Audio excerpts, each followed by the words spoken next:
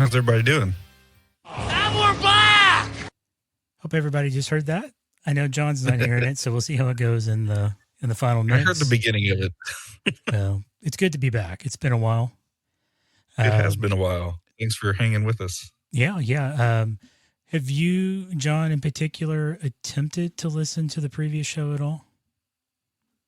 No, I didn't get to. Okay, I threw a extra bonus in there if anybody was willing to kind of stick around and listen. I took an episode of No Agenda that is kind of their episode that's best for people to listen to learn the podcast, and smashed it on the end, and then made sure to put stuff in the show notes. So like, hey, if you enjoyed that bonus, go send those guys some sats. Nice. So I also put a question in the show notes to see if anybody was even just reading them. Oh, wow. Yeah. So we'll see. We'll see. Yeah, we'll see. Nothing yet. Okay. I mean, still early. Oh, yeah. Yeah. So, hey, what you drinking?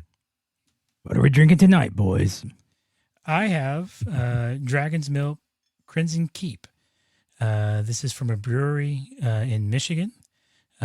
Jason Court brought it to me. Okay. Yeah, so it's a red ale aged in a bourbon barrel. I haven't tried it yet, so here goes for the first swig. Ooh. Yeah, you drink too many of those, that'll put you on your hind end. That's good, though. It's like basically liquor, right? Yeah, you can really taste the bourbon. So, but that's good. That's good. Typically you have a red ale, you don't get anything like that. So the fact that it came out of a bourbon barrel, that's a nice change. Nice. I'm drinking the world's oldest brewery, Weihenstephaner. Yeah. Gotta love that. I'm impressed that you could pronounce premium. Well, I tried a few times. I don't actually know if that's. It's one of those things. Anybody here know how to say Worcestershire sauce? We're all just butchering it. Yeah. But I've actually had this beer quite a few times, and I like it. It is a milder, blonder beer, and it's perfect for those not laying down on your backside at the end of it. Yes. So we'll see how I hold up throughout the show. Yeah. Cheers. That tastes good. That's good. Yes. I'll go slow on this. I might have to try one of those Red Keeps now. I haven't seen this one in Tyler, but Fresh does have the stout, and I've had that before. The stout's pretty good too. Okay. So, all right. Well, everybody, it's New Year, new show. New Year 2024. Yeah. Yeah, I've already heard people joking, well, I've already screwed up, so 2025 is my year. So. I can't say I haven't screwed up yet, but I'm doing better in 2024 than I was in 2023. Holy cow, that was a rough one. Yeah, I'm not prepared to say that it can't get any worse, because it seems like every year just keeps finding a new way to say hold my beer. So yeah, right. I'm gonna lay off on that, and we'll see what 2024 has in store. Yeah, for sure. I'm looking forward to it. I think that it has the potential to, if I'll just let it come to me as opposed to trying to, muscle my way through it. Maybe this will be a better year, but in the I guess way of the new year, I'm praying blessings over your year for sure. So. Yes. Yeah. Hopefully we finally get this thing figured out, and worst case scenario, I guess we'll have to go back to doing the shows, I guess. Well, I say worst case, but if it comes down to it, we'll just go back to where we did the first show, because it worked like a champ. Yeah, I did. Seems like everything works a little bit easier when everybody's in the same location. Same room. So yeah, so in going through this, I would have to say that some of the shows that I listen to, they do a great job of making this remote piece look easy. Yeah. What is that? Yeah. They're just better at this than we are. I guess when you do it for a living and you Yeah, have that's the other part. Neither one of us is getting paid for this. correct, there's no paid. We're using our own gear. We're not Chad Larshes and we're not formally trained. No, So not formally trained. yeah, We're informally trained. informally, that's correct. Yeah, I actually, man, I almost bought some gear this December at the end of the year, I guess. I'm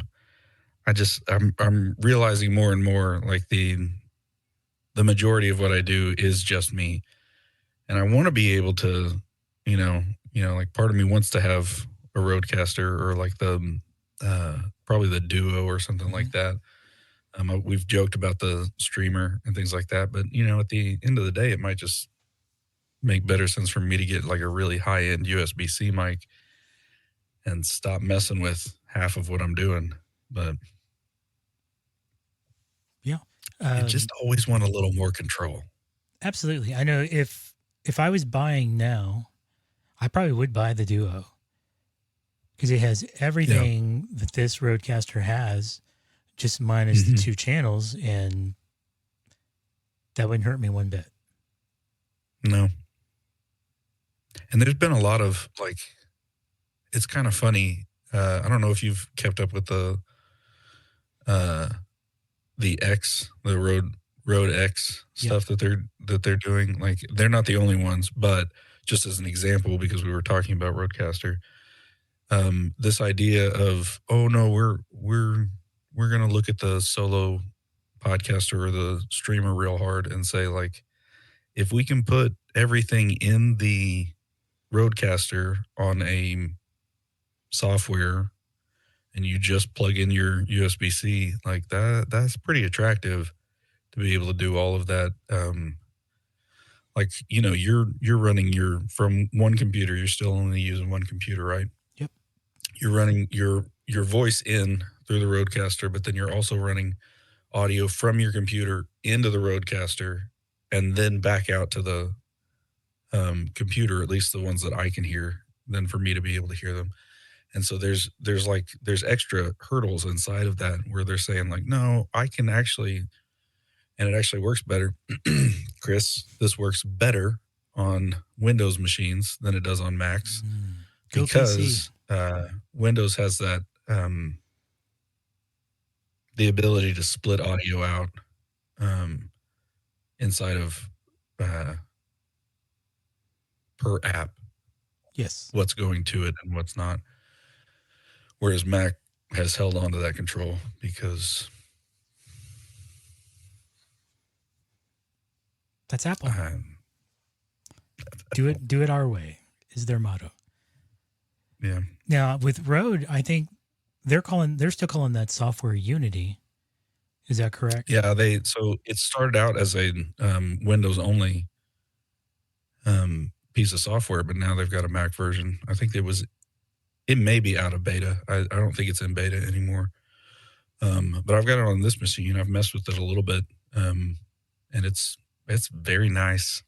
I don't have any hesitation recommending it for people that are like, you know what, that's a 200, or what is the Duo? I think, is it 500 or is it 600? No, yeah, I think it is 5. It's amazing that I think how it's close 5 it for is the Duo. It's like price. 7 or 8 for the full Roadcaster. Yes. And the Stream is only like, or is the Streamer X. Streamer X.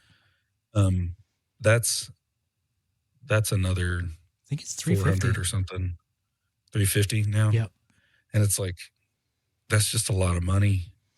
So if you're like, hey, I found this USB-C mic that I really like, which I'm telling you, like they've got the XDM 100 and the XCM. And again, I'm just talking about Rode. There's plenty of others. But the XDM, I think, is 250. So it's a savings in itself. And then the XCM, which is a condenser mic, but it still sounds like, I mean, I say it still sounds really good. Condenser mic sounds really good, but when I heard it, I didn't hear a lot of other room noise around it. So that made me think maybe it could be just as good. I'm really partial to dynamic microphones, but that's me. Yeah, well, I mean, if you noticed, I've gone back to mine. I'm not on the Lewitt tonight to see if it helps Do it with some of anymore. the background pickup. I mean, the Lewitt is amazing. The sound quality, I love it. Yeah. I just need a It's hard to get away from that. Like once you've heard that, like really crisp sparkle, like clarity that comes from, these condenser microphones, they're addictive. And oh that's yeah, why, you can easily spend thousands of dollars on a condenser microphone. yep. I need a dedicated room that has sound treatment on the walls and the ceiling, Yeah. and then I can go back to the Lewitt full time. Yeah, we all need that. The little booth. You seen those portable recording booths that are like just around your head? I haven't seen that. I've seen where you can buy basically a booth, and it's kind of like 3 foot by maybe 4 foot, and you actually have a door, so you can kind of walk in and shut the door, and you're inside of a mini sound booth. I know some folks use those for doing voiceover from home. Oh yeah. Yeah, I've seen those. We just bought at the church. We just bought a full drum enclosure, so it is intense. It is the box that it came in was more engineered than most things that I've dealt with. Yeah, It was ridiculous, but it's gonna be really good. That sound absolutely. isolation is important. Yeah, they'll definitely have to make sure they keep good cans on their ears so they don't go deaf extra fast. Oh my gosh. Yeah, I almost brought my custom molds for use today, but yeah, I forgot them. No big deal. No big deal. All right. Well, for tonight, came up with an idea Yeah, to talk about trends that we're seeing, AV, IT. Some of yeah. those may be good, some of those may be bad.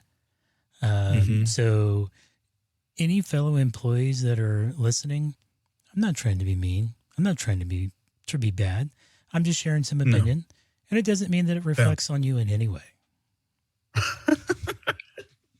So, get that full Choose, disclosure as out my there. mother would say, choose not to be offended. There you go. There you go. So I'm going to lead with the big one. Yeah, go And for it. that is going to be, for me, that's AI and the whole chat GPT. Mm-hmm. It has its places. We've actually Sure. used it for basically scripting. It's perfect for that. Okay. You don't have a background in scripting and you're looking for a little help. Chat GPT is a great way to go. Now, odds are they're scraping somebody's code that they spent a lot of time and effort into.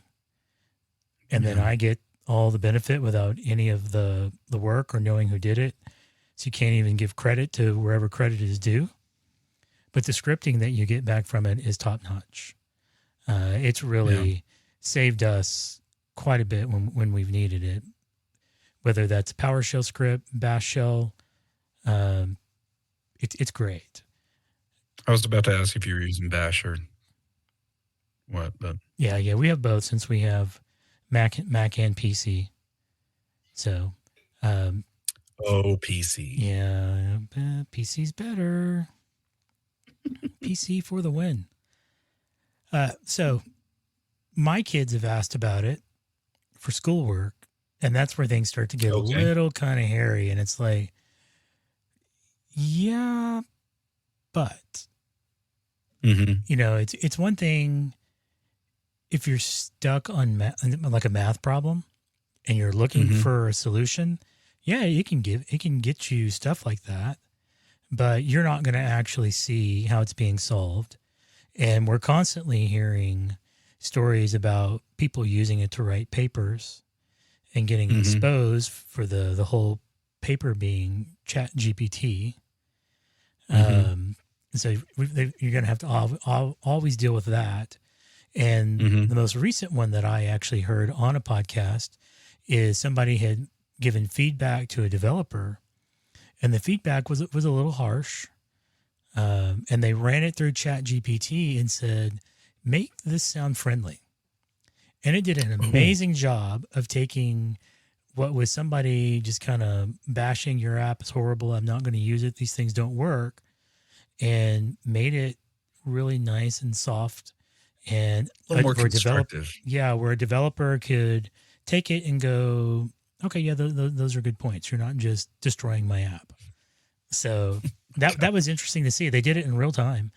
They found the post, copy paste, and said, make this sound friendly. And then they read it off right there on the show. Wow. So it has its use cases. So I have a friend who's in higher education. Okay. And he really is like he's not just teaching in a university, but he is actively involved in teaching trends and trying to figure out best practices when it comes to a lot of things. And as you can imagine, this is a big deal in universities and stuff like that. He had a take that I did not actually see coming. He was like, I don't think this kind of AI is going away. What we have to do as educators, especially as college educators, is teach our students how to use the tools that they have the most effective.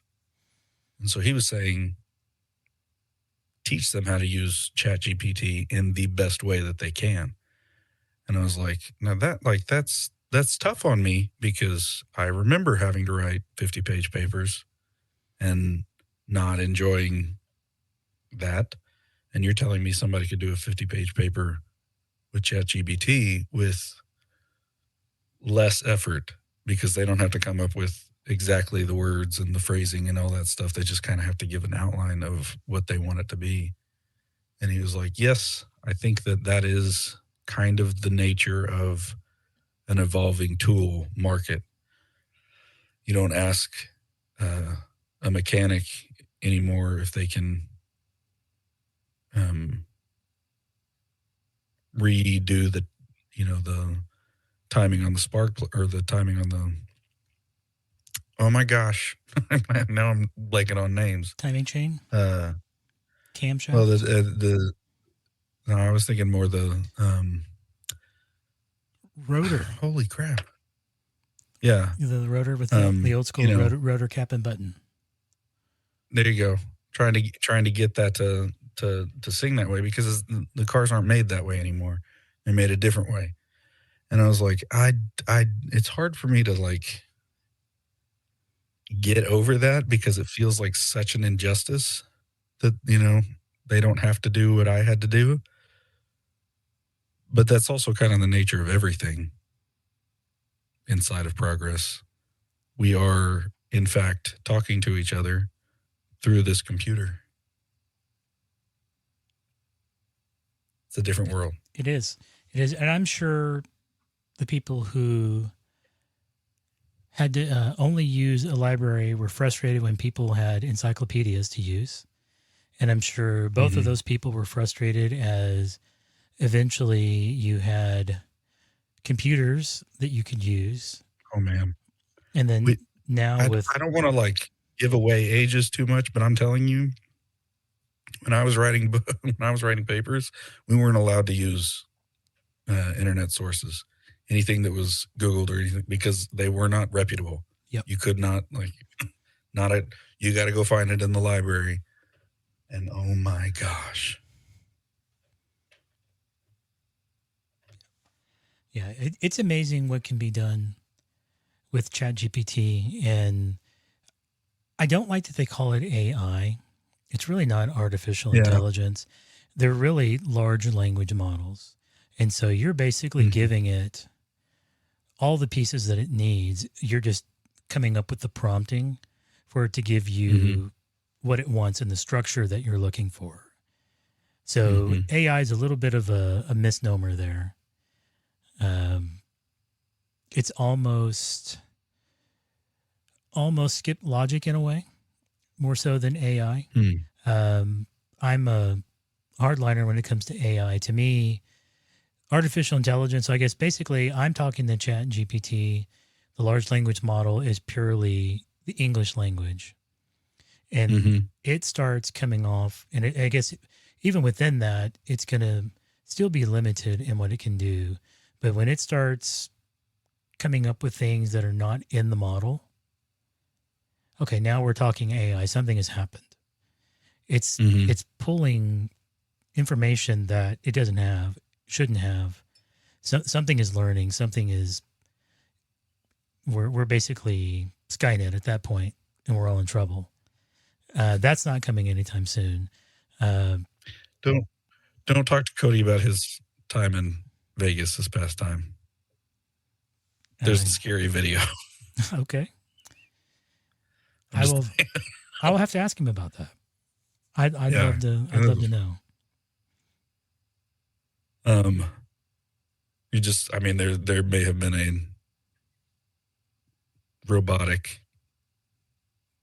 personage that was making eye contact with people and then asking them where they were from, and then based on that asking them what they like to do, and then talking about how they of course like to do that because there's so many islands around where they live, and you know, having a conversation that I was like, somebody pull that plug. Well, but again, that's all happening through large language model. So there, you've basically, again, it has all of the knowledge that it needs to carry on a conversation, which is why it can write you a 50-page paper and it makes sense. It's when it starts skipping out into things that it has no knowledge of. That's where we've gone artificial intelligence. That's when we have a problem.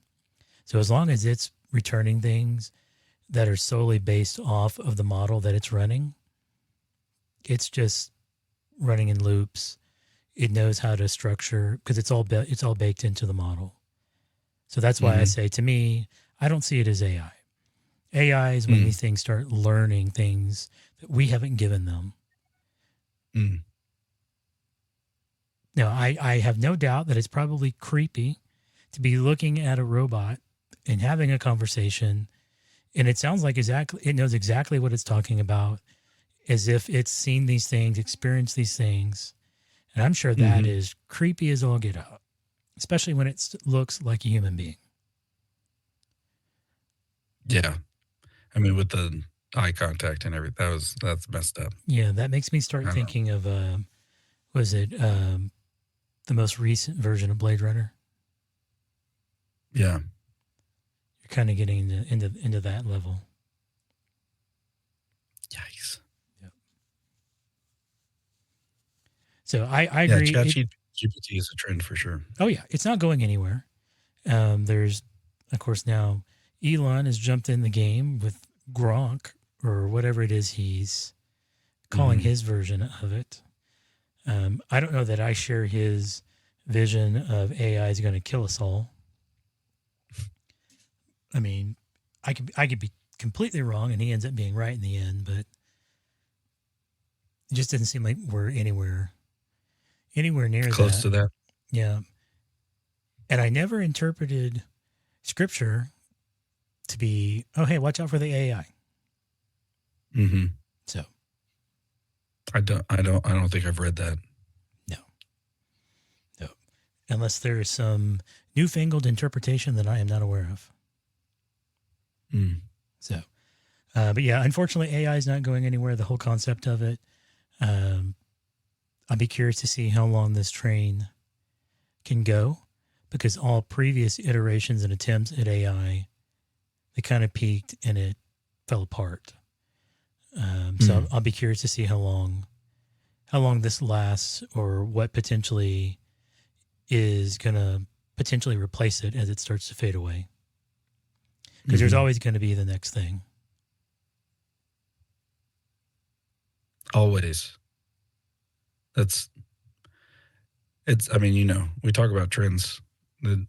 There's nothing actually new under the sun. I Mm-mm. do believe that. So it's just a loop, like you were talking Yep. about Yep. with stuff like this.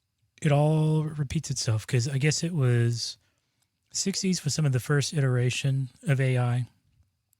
Hmm. And then it came back in the 80s. And then now it's back again. And we've Yeah, I seen, remember in the 80s it was kind of like, oh no, like this isn't a thing. And yep, so there was a lot of like build up and then it just disappeared. yep, Like it wasn't like we're nowhere close. yep. So, VR is another great example of that cycle. They yeah. keep trying to bring it back and bring it back and bring it back. They're really trying to ride that train now. It's interesting. It's fun. It's actually not bad for games. Yeah. It feels very immersive. Um, but I just don't think people want to live in a VR environment all day long. Now there may be some, but the vast No, majority of people, it's not. It's not going to be like Ready Player One. no. I like that they've started doing or focusing more on the augmented reality instead of just virtual reality.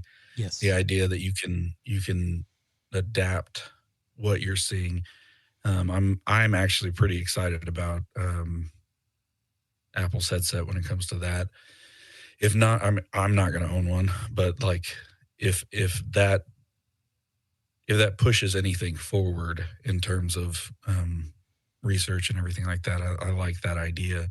I like the idea that like I laugh. My wife and her sister have recently picked up um, Pokemon Go.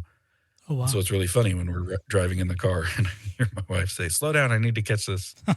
Um, Now you that know, was a great example, I think, of augmented reality when that game released, yes, and seeing on the news of all things, people swarming all over towns, staring hmm at the world through their phone, and just kind of hmm like it was crazy to see. But again, a great example of augmented reality. I like the concept of augmented reality. Whether you're at a art museum, a history museum, you're at um, a Civil War location where a battle went on. Uh, hmm you know, to be able to augment what you're seeing, to get yeah. that extra information, to get that extra detail. I really love the idea of that. I don't know that that's quite catching on, but I certainly love the idea of that far better than virtual reality. There was a trend about 10 years ago in worship centers in worship. Um, I guess it was 10 years ago. It may have been early or later than that. But uh, the idea was a lot of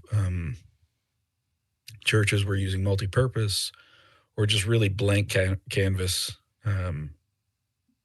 areas for worship. This is also doubling as a basketball goal or basketball court, or it's just really blank. Like it's a black box studio, and we have these cream colored walls or whatever. Is a lot of things painted black and a lot of sound treatment and different things like that. And they started doing this thing. I'm sure you remember at least part of this, where they would bring in projectors and project all over. Mm-hmm. Now I remember, gosh, it must have been longer than 10 years ago whenever it was first like being a thing, because I remember then going to Disney World with my wife and they were projecting things on the castles Yep. for like the big shows and everything like that. And I was like, wow, like this is everybody is like catching on to things like this and catching on like there was whatever. This is a thing for a lot more people than I think I realized at the time. That if you can augment your reality in one way or another, I think in my mind I had always considered at that point anything augmented reality would be through like a Google Lens or whatever it was, or something like that. I kind of saw that as the future, but the idea of just using a projector behind people to make the area around us be able to transport us into a different frame of mind. I really enjoy things like that because I think that we neglect, especially us, sitting here in front of computers all day long. You and I have a lot of that same, like, excuse me, our job requires that we really be on a screen and really be whatever. And there's a posture of sitting, and maybe you get a stand desk or something like that where you can go in between, but so much of your doing is right here. And maybe if you're lucky you have multiple screens, but the idea that that's not really a human behavior to sit for that long and to look at pixels for that long, that it's better, our brains function better if we can be in an environment and manipulate with all of our senses. That there's not to get too granola about it, but that there's this sense that you actually have all of these senses to be used, and not just for your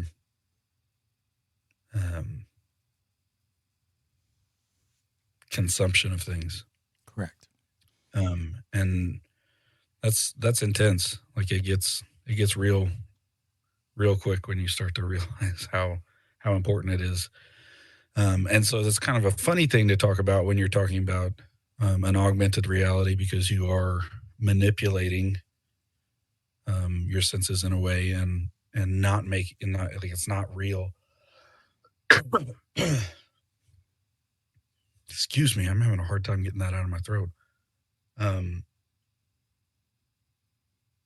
But I think it's still an important difference.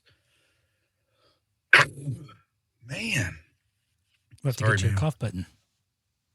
Yeah, it's not going away. That's rough. Like it just kind of came over me. Yeah, you were. I need to edit this part out. I'm going to start crying.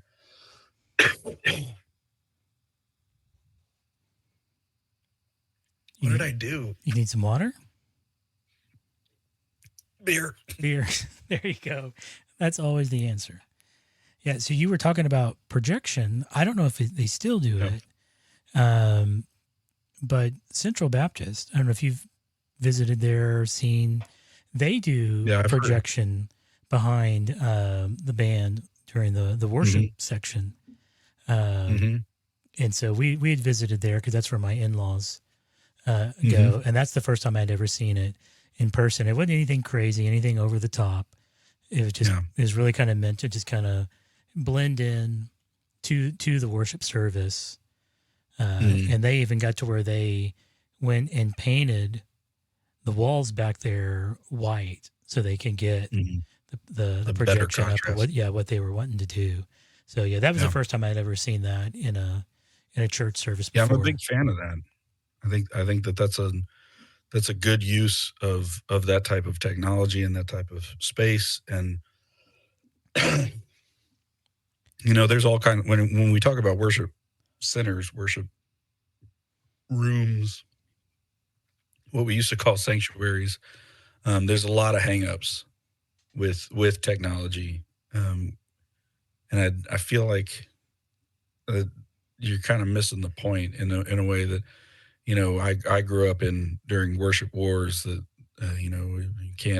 you were either a hymn singing church or you were a contemporary church, or Yep. You're not supposed to, this one's bad or this one's good or this one is, better for this or this one is, you're just singing those 7-Eleven songs. Like all of the cliches Yep. bouncing around in my head. And I had really level-headed parents. So I got to see as a kid, I definitely had a preference.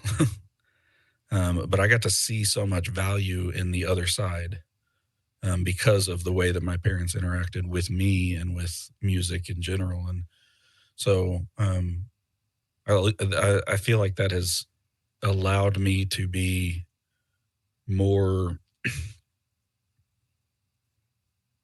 platform agnostic with so many things when it comes to uh, how you do what you do. And I think that that's an important thing to be able to learn. Does this help someone? Does this make this better for someone? I mean, you look at a child in a worship service or at Disney World. Let's just talk about Disney World. They are immediately transported. You go to the Peter Pan ride or something like that, and it's super low tech, but they're actually projecting expressions onto the faces of the dolls in that ride and stuff like that, and kind of creating motion because of it. And it's the child is like, oh, I'm there, like I'm in the movie, this is happening. Oh yeah. I am actually, that is actually Captain Hook. I can tell because I recognize the way that he's doing his face like that.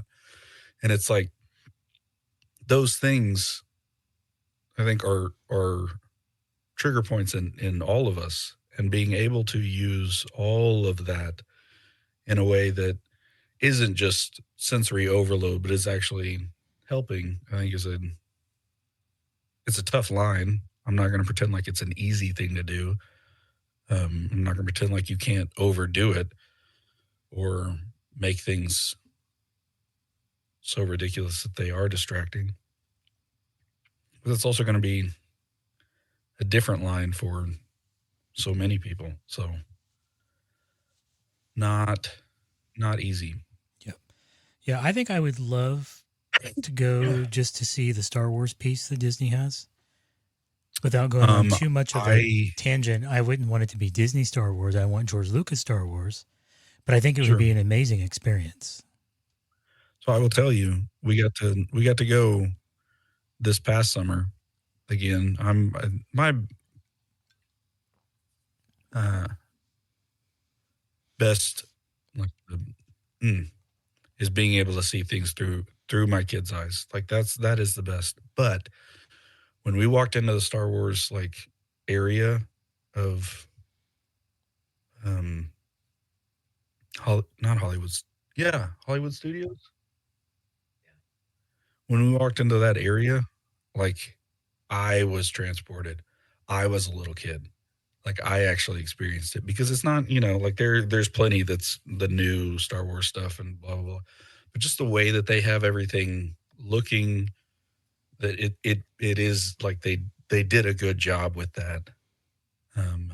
And walking into it definitely felt like, oh no, I'm there. Which is, I mean, that was pretty cool. It's hard to not be a little bit grateful at that point. Yeah. Not that gratitude's bad. Yeah.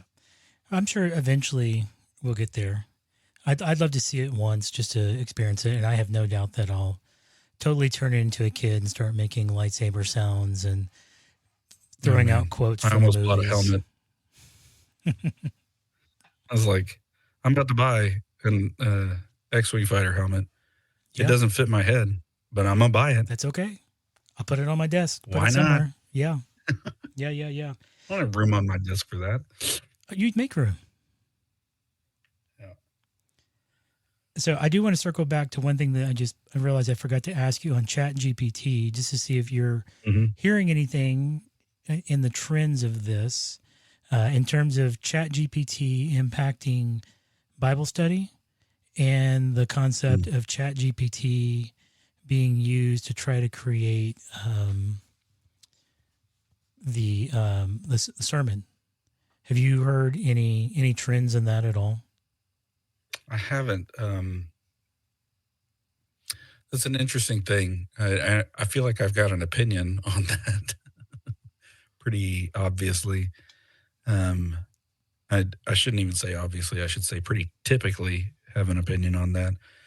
When it comes to a sermon, that feels really disingenuous to me, because of what a sermon is supposed to be. Well, it's just relaying information. Correct. But that is in my mind at least a unique point. A Bible study, even like, hmm, wow, that's something to think about. I haven't heard it, but I mean, it exists. It absolutely exists Oh because yeah. it's out there, because it's a tool that people can use. It absolutely exists. Oh yeah. And that's again, that's where the large language model is what would drive it all. You can literally create a model that is unique to the Bible, and any commentary or anything else that you want to throw in there, and then Yeah. start asking questions, and it can just start throwing stuff back at a rate that we couldn't achieve on our own in such a short period of time. Mm. So I just didn't know if you'd heard any impact of No, that but yet. I'm sure it's out there on the horizon somewhere. yeah, and I would say that it's probably being used and not being advertised as being used currently. That's true. I mean, I can almost guarantee it, because there's money to be made. I don't want to be too cynical about that. And It's hard for sometimes me to imagine somebody using it and thinking like, "Oh, I'm really going to help a lot more people this way." It doesn't feel right, but feelings aren't everything. sure, Um, I could see it being used as a shortcut too, a quick yeah, way to get to where you think you're trying to go. yeah, that's rough. I know that our pastor Kris he's just finished a book. I mean, I don't know exactly where they are in the editing process, but I know that he wouldn't.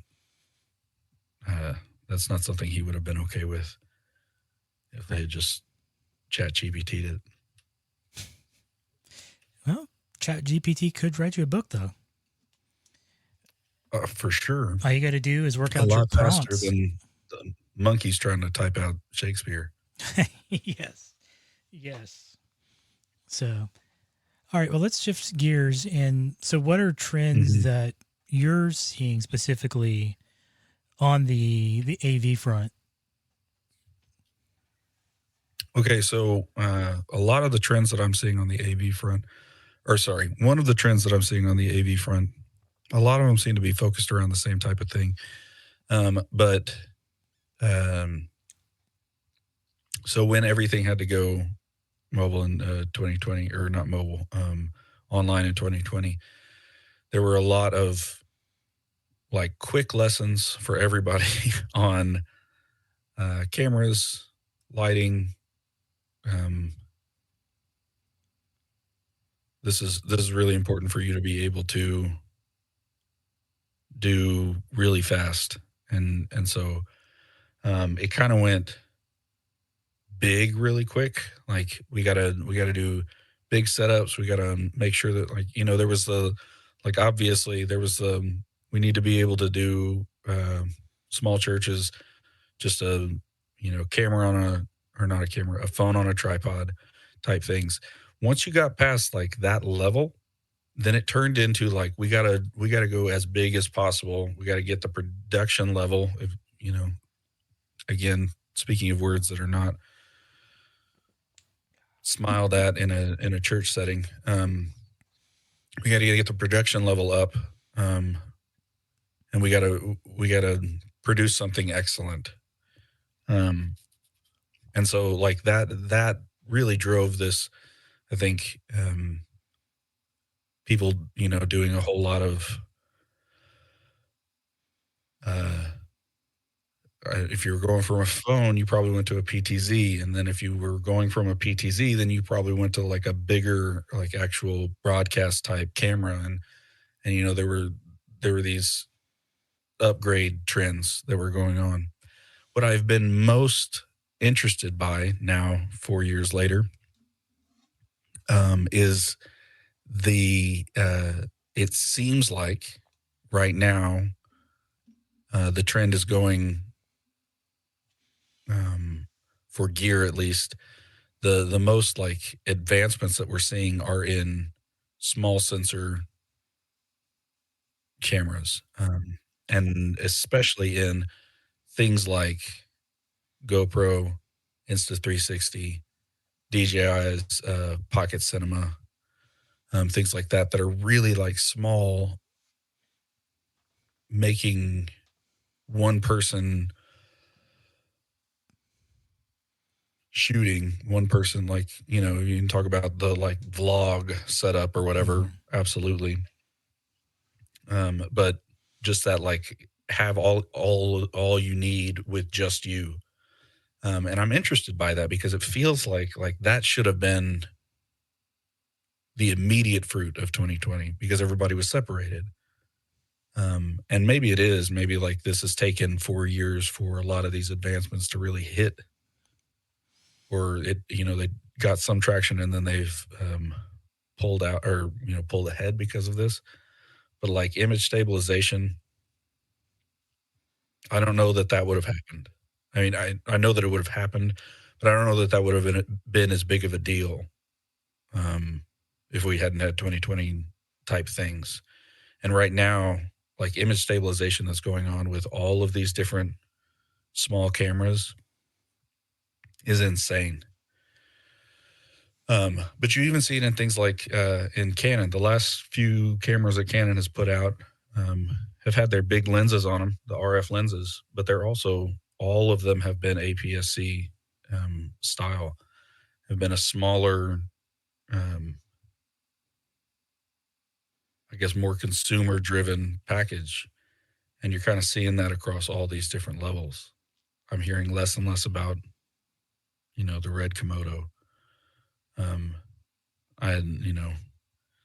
Leica sure has hung in there with like their 16 megapixel, $6,000 cameras, but That's crazy. and I think Sony still has their Alpha. I think is pretty big, 40 something megapixels.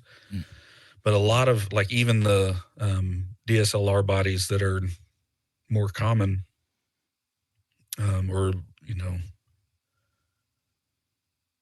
yeah, we can say more common, are going for less megapixels. They're going for um, they're really going for shutter speed. They're really going for the f-stop being as low as possible. And by low, you know what I mean? Mhm. Low number, high brightness, um, or big opening, whatever you want. Anyway, Aperture. and that like portability factor is huge right now. So I mean, it's also really funny because like this camera is ridiculous now, like in so many ways. So it's like, well, obviously they're having to compete against everybody having their own camera that they didn't have to pay extra money for in their pocket. So they've got to come out with these things that are making it better. This is why you need this. This is why you need this extra or whatever. And it's like every one of these producers, and I guess I'm thinking GoPro, Insta360, DJI. There was another one. Shoot. um, they all have multiple offerings and they're all tweaked a little bit. But they're all small. They're all tiny. Like it's all about portability. It's all about having it on you. This the adage. The best camera for you is the camera that you have on you. Everybody's like taking that to the like level of just clip it on you. even with you Yeah. pointed out all the time. Um, and it's just like it's like there's a lot of use cases. You know, I don't know how many dash cams I've seen on YouTube catching the craziest stuff. Russia's Or good for that. motorcycle. The Yeah, Russian right. dash cam videos are off the charts. They really are. Um, but things like that I think I was just I was expecting, and maybe the reason that this hit home to, or that I noticed this so much, is that I was expecting the opposite. I was expecting once we kind of got through the like run and gun, you need to be able to do all this by yourself phase, which it seems like we should be past that now. We should have gone towards the higher stuff. But, you know, you also got to think about things like it's a down economy. Yep.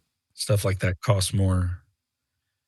They're getting away with selling some of these things for much more than I feel like that they should be. Correct. And they'd only be making them higher priced if they were bigger sensors and things like that. So I don't know. Maybe we're setting the stage again for another like this is a big thing.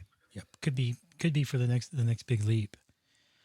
I know for me, what I'm seeing on the AV side is the deeper embracement of IP.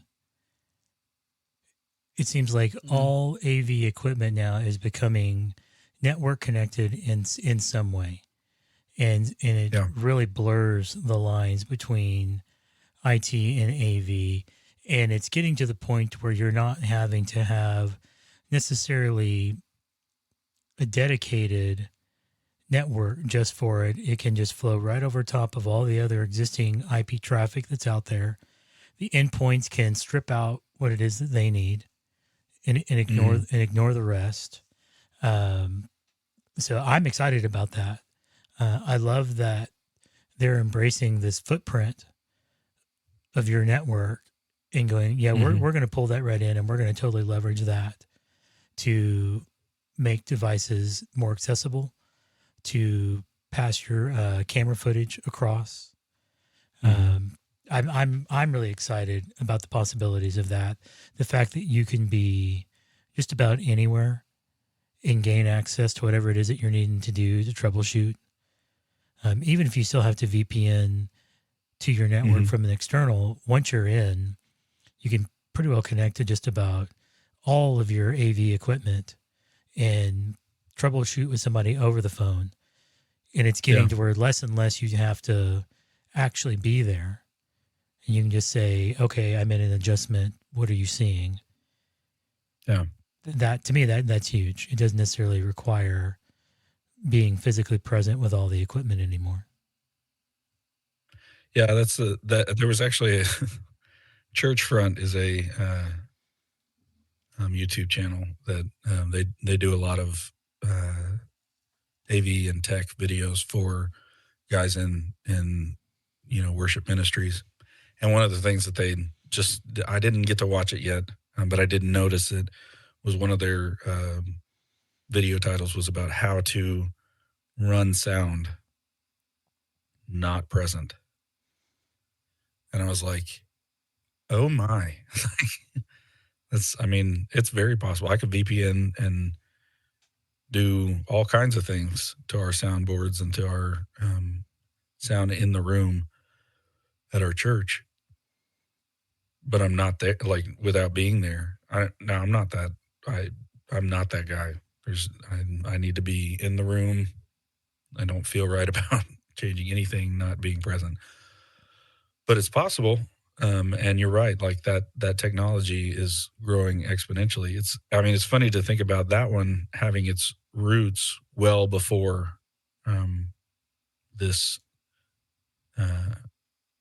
need arose. You know, AV was already moving into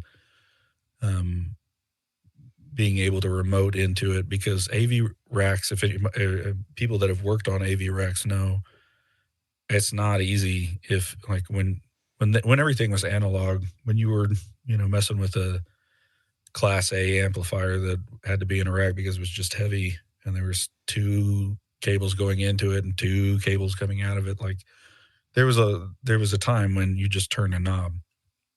Absolutely. And it was super important to turn that knob the right way and to the right number. But now, you're talking about Class D amplifiers and that are all also having DSP inside of them and stuff like that. And it's just a totally different world. Like it's not the same thing. And you've got FX racks that are not located in the same room as the sources that they're affecting. Like that's crazy to me. Oh, Like yeah. it's just but network cable has made audio so much easier to to do. I Absolutely. remember hauling big 32 channel snakes and having to untangle them all the way up the side of a room. That was not fun. Nope. Now it's Single Cat 5 cable. yep. That's what I'm talking about. It's a win. It's a win. I love the Dante. I absolutely Dante's love a big that. deal. And we have started getting into some of the QSC. I forget their name of it, but it's basically their version of Dante, and that's amazing to see. At that conference that I went to that we talked about a couple episodes back, QSC was one of the companies that I saw a demo of, and their ability to they've taken it into installation information type things where they're like, no, we're going to tell you, we're going to play the music, you stand there, and we're going to tell you exactly where those speakers need to be pointed, at what degree they need to be down. We're going to then take over the array setup to make sure that the arrays aren't canceling each other out. So we're only sending certain frequencies through each of the arrays. It was I was super impressed. It got real loud in that little room. But they're doing some pretty incredible things. Yep. We need to get you to the shores so you can see what Jason has put together. Yeah. Basically, he removed the board. There's no longer a board in the dining hall. There is a rack-mounted unit. I know he'd be mad at me for not being able to remember the specifics in the model, but it's all configured via a web interface. Mm-hmm. And then you use their app. And so the staff have an iPad, and they only have the controls that you give them, and that's it. It's completely simplified, and you don't have to worry about all the unnecessary pieces. And somebody made an adjustment to the board, and now we got to figure out what they did and get that back or find the backup and restore. None of that exists. They can only do what he gives them access to, and that's it. And they can be anywhere in the room with an iPad and make whatever adjustments they need to.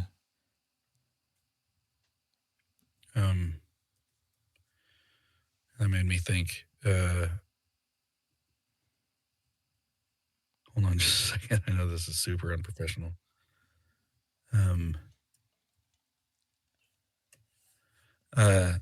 Yeah, I mean, I was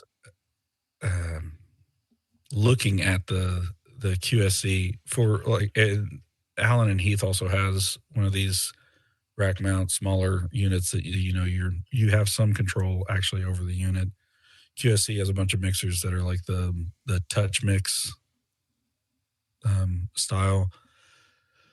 But he's probably talking about like the QSC MP M80 8-zone mixer or the 4-zone mixer that are just like they look like Furman almost with the way that they're designed. Yeah, from what I remember, the way they work. it's No really control all, at the rack. You have to remote into them to be able to do anything with them. yeah, and it's really all about controlling input output. And it Yeah, has so input many output. ins and so many outs, and then you can get the expansion pieces that go in to give you the additional IO, and then you're just programming it and saying, "Here's your controls." Mm-hmm. It's huge. You don't You know need me. all the space for boards anymore. It goes right in the rack with all the IT gear. You don't have to have Mm-hmm. dedicated spaces for a bunch of AV. It's really interesting to see. I know we're going to continue that trend. So Mm-hmm. I'm ready to see more of that. Oh, absolutely.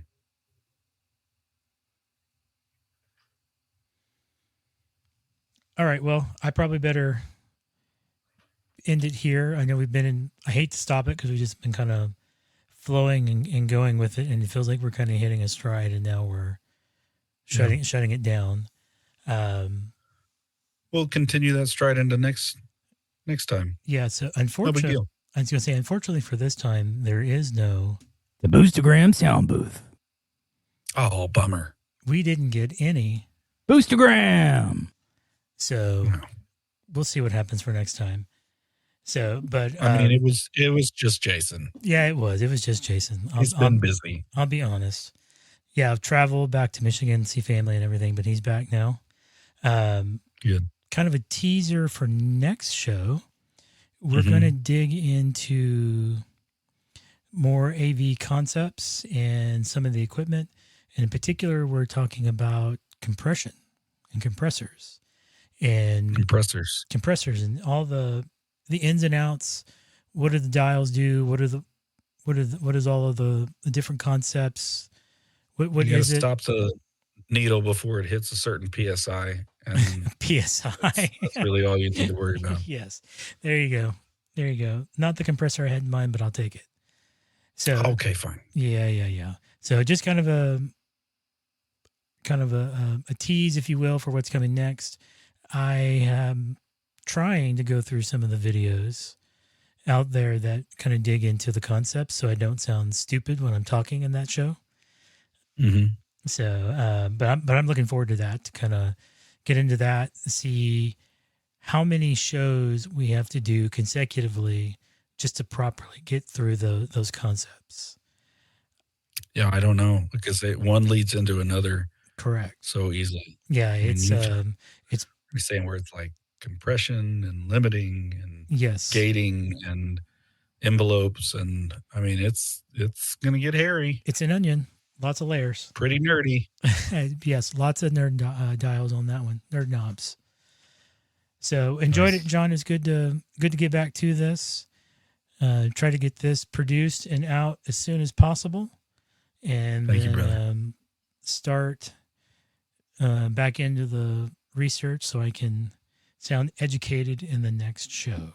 You're gonna be great. All right. See you, man. See ya.